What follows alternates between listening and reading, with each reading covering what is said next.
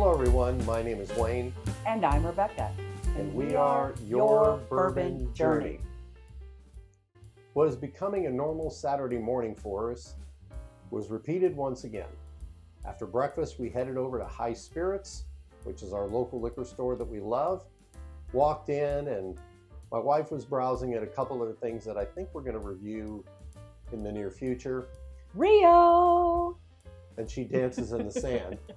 So as I'm kind of walking around, I had gone over to look at some single malts and things like that, and just started walking over to the Tennessee area and the Canadian Club area, which I normally just don't. So I looked, and here was a bottle of the 12, the Jack Daniel's 12, and they had a bottle of the 10. They had one each, left of each, and they had 3 14s, but they were already sold. I sat there and picked up the 12, and I'm not a Jack Daniel's fan, to be honest, but I thought, well, picked it up, walked around, thought about it. I thought, okay, we'll go ahead and get it and give it a try and see what it's like.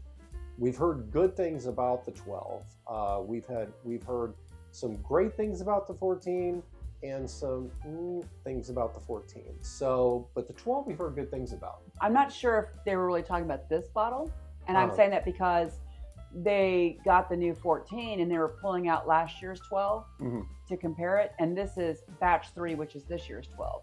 So it could be that this is very different than what other people have been talking about. So that's true. So we will find out what the hubbub is. And Becky, you want to talk a little bit about this fella that we've got on the table? Absolutely. As Wayne said, this is a Jack Daniel's 12-year-old. It is batch 3, which was released February of 2025.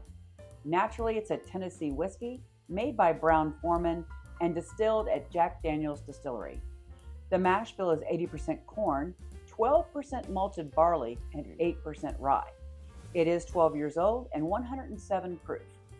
On their website, they state that the MSRP is $95 for this, by the way, 700 milliliter bottle. We did purchase it on March 22nd for $199.99 at High Spirits in Evansville, Indiana. So we kind of went double what the MSRP is. So I guess it's got a high markup right now. Oh, goody. Yeah, it's like, let's go ahead and get into this before I have buyer's remorse and I run out the door and ask for a refund. So fingers crossed that we like it. Yes. We know for a fact we don't like Jack Rye because we've tried many versions of Jack Daniel's Rye, but I have not disliked several bourbons, so I'm hopeful for this one. So anyway, okay. Color-wise, it's got a nice medium amber color. You can tell it's older. Yep. And it's got some really nice legs forming. So I'm kind of looking forward to seeing what the mouthfeel is on this. Well, it's got great legs forming. That's pretty nice. Okay, let's check out the nose. I'm getting some caramel notes. Definitely caramel. A light baking spice. I'm picking up a lot of brown sugar with the caramel.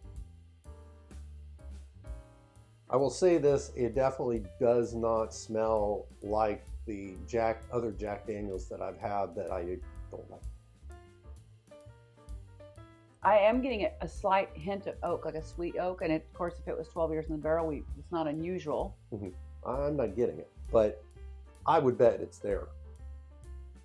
I'm thinking there's some kind of fruit in there too. I'm just not quite a cherry, but maybe about a peach. Maybe a little peachy, yeah. Oh, peachy. Now, should we try this thing? To Jack. For $199.95.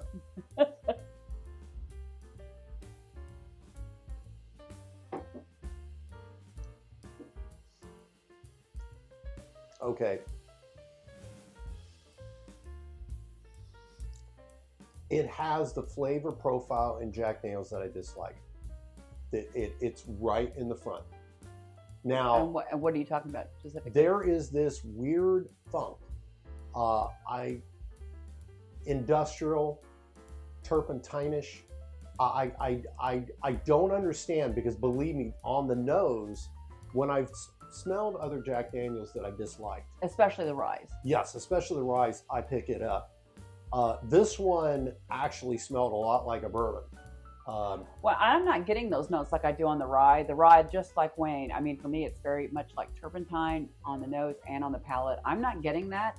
What I was really getting on my first sip, and I'm going to want to go back and have another one, was I was getting a lot of dry oak notes. It was kind of dry for me. So I was picking up a lot of barrel, and I wasn't like those kind of sweet notes we had on the nose weren't transferring to my palate. But it may have been. We did have a warm-up sip earlier, not of this, but of something else, just to get our palates going, because we didn't want to do this injustice. We want to make sure we were ready for it. Let's try another sip. Yeah, because I want to get past that funk. Yeah, I'm getting a little bit of vanilla with it now. I mean, for me, I had to get past the oak because it was very oaky on that first taste, almost drying. But now this second sip, as it has a little bit more mouthfeel to it, a little less drying than the first one did. And I am getting some sweet notes of, it's more vanilla than caramel. No fruit though. I mean, I had some fruit on the nose. I'm not getting any fruit here. I'm getting past that initial, whatever I don't like. I get a lot of barrel. It is a lot of barrel. It's interesting because I would be curious with the 14 at some point to try it, because if the barrel increases from this, I think the 14 would be. Except that, I still think people were comparing last year's 12 to this year's 14 in a lot of cases. And although some of the YouTube channels that received the 3-pack probably got all of this year's together, so they were probably comparing them all. But some of the folks that just got, no offense, that just got, because we didn't get it, the 14, they may have been trying to compare it to last year's. That's what they had. But I feel that this has a lot of oak notes on it. It definitely does. And I'm not sure. I mean, it's not, I'm trying to say, it's not, and I like a double oak bourbon. I mean, there's a couple that I really enjoy. There's one from Starlight that I love. There's one from Peerless that I love. And of course, the Woodford double oak and this year's double was amazing. So I'm not opposed to a lot of oak. I enjoy some of that warmth and just char goodness that comes from that. But I kind of like it on the back end a little bit more. And I usually, with the other double oaks that I'm accustomed to from Indiana and Kentucky bourbons, basically, is really, I usually get some dark chocolate notes and some things like that to offset the oak. So I'm going to have another sip here and think about that. See if I'm getting any of those other notes that I really enjoy with a very oaky bourbon. I am finding a hint of dark chocolate in there. It's like a cocoa. I would buy that. Once my palate is getting past that, whatever with Jack Daniels for me, there is cocoa and there's a lot of barrel. Yeah. And just sitting here talking about we hadn't talked about the finish, but the finish is pretty good.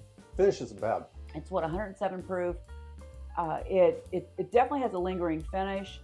It's not like, I mean, it's a Tennessee whiskey, so it's not like a Kentucky bourbon because it doesn't quite have the viscosity of a bourbon. Probably because of that filtering process. So, but on the finish, I'm mostly getting barrel, oak notes, and I'm getting some tobacco notes on the finish. I'm sitting here thinking this might be pretty good with a cigar. I know you often say that, but that's what I'm saying with this one. I'm thinking this might be nice to sit outside and have a cigar with. I think I think that's its main value. Well, because I don't think it's like something I'd want to just curl up with and read a book with. I don't think it's that kind of, it's not comforting in that way. I know that sounds strange. Those of you that love bourbon, you'll probably know exactly what I'm talking about. It's not a comforting kind of taste, but it does have some dynamics happening that I'm surprised about. It wouldn't be, on my top 10 list or anything like that. I wouldn't be in my top 10 or 20 or 50. Have I had worse? Yeah. Do I feel that like on 199, I feel like walking in the middle of the 69 freeway and getting hit by a car? No. No, good. No, I'll be curious how it evolves, but I think you hit it right on the nose. This is something that I really believe to make it good for myself. I would pair it with a cigar, and I think the barrel notes and the cocoa that is there, and I agree.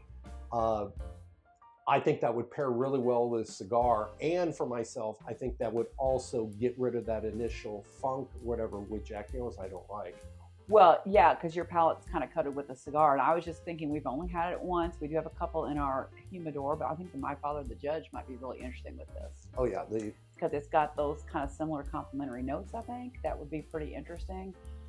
Yeah, so here we're talking about that, but because I think you kind of want a cigar with it that's going to amplify some flavors, because I'm not getting a wide array. We often get a lot of wide range of flavors. I'm not getting a wider range of flavors. What I'm getting is it's strong. The flavors that I get are strong and they're dominant. So you kind of want to pair it with something, whether it's food or whether it's a cigar that has some fruit notes or some chocolate notes or some other notes that are going to bring out some other things in this spirit that would keep it from being so one lane with the oak, I think. So I guess to wrap it, the finish, I totally agree with what you said. The finish is pretty good. I'm happy to have it around. I will be curious because we will drink some more. We will see how it evolves over time, and it doesn't though make me want to go get the 14.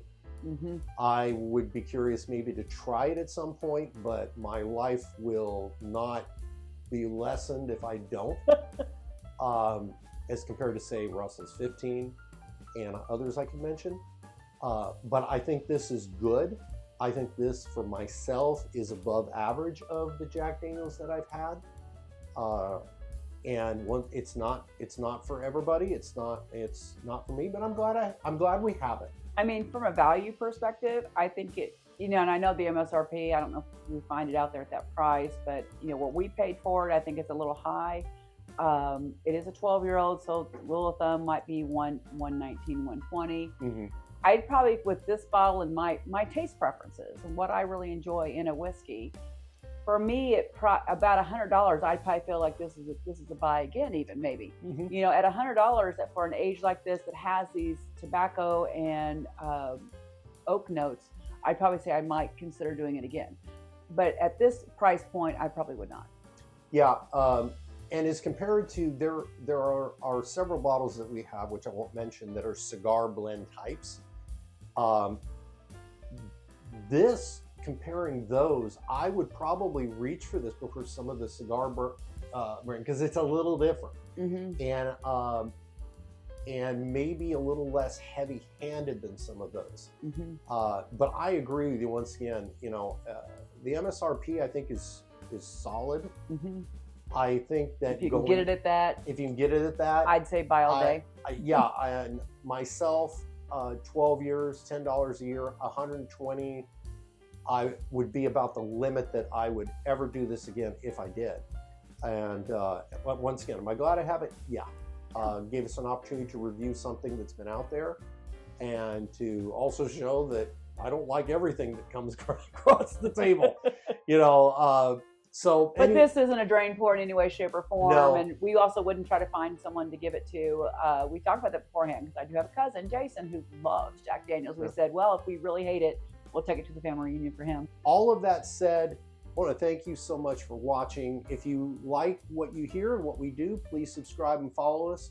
Always remember to drink responsibly. Cheers. Cheers.